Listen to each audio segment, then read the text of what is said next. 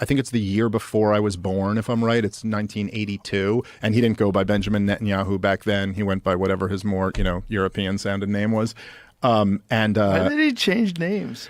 Well, because they all when? 80s, I would guess. It's got to be in the 80s. He was Netanyahu by the 90s. But in the 80s, they were still calling him whatever. I can't remember his previous name. Why did he change the name? Well, they all kind of, because the whole thing, Joe, is that they're all, Israel was a European, construct. They were made by a bunch of Europeans who came over and created Israel. But then they have to claim that they're the true Semitic people. Is it true that genetic testing is outlawed there? I believe that is true. I believe that's true. I mean, double check me on that, but I believe it's true. We should definitely you need like permission right from the government to go get DNA tests and stuff. Because I think, and I believe... Well, this is the problem with the term Semitic. Mm-hmm. Because if these are European Jewish people, this is not the exact same genetics. That's right. And genetic testing heavily regulated. Heavily. Here, you can fucking get it at Walgreens. That's right. Yeah.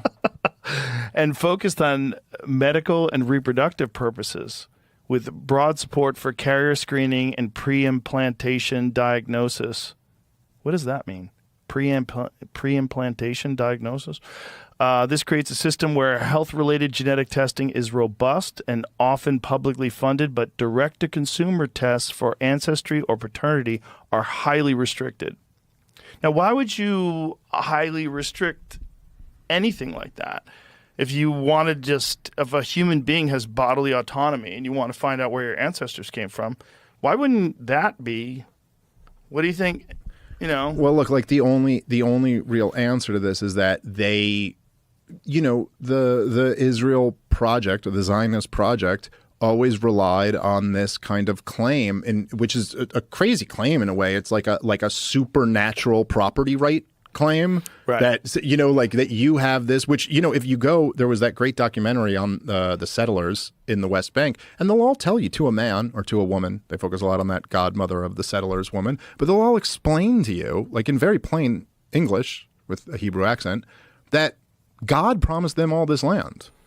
And so, like, God promised us all this land. So, like, I don't know who these other people are here, but God didn't promise it to them. He promised it to us. And so, that's kind of the claim, that we're the original people of this land. And so we have like a right to come back here. Now, forget for a second the fact that nobody conceives of property rights in this fashion in any other way. Like, right. Nobody thinks I could like come up with a DNA test and be like, oh, I've got some Ukrainian in here. All right, well, I'm going to march into Ukraine, knock on a door and be like, this is actually my house because I was here 1,000 years ago. Like that's. But it's kind of crazy that you block evidence that's not really a good argument. Well, let's just say, hypothetically, if, say, the truth is that the Jews of 2,000 years ago weren't actually kicked out of the land, but in fact, they were forced to convert, and that actually those people who you're saying were never promised the land are actually the people who were promised the land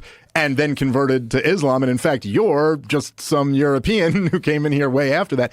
That I'm just saying, hypothetically, if that was the case, that would be something that maybe you would want to control the information of. Isn't that wild?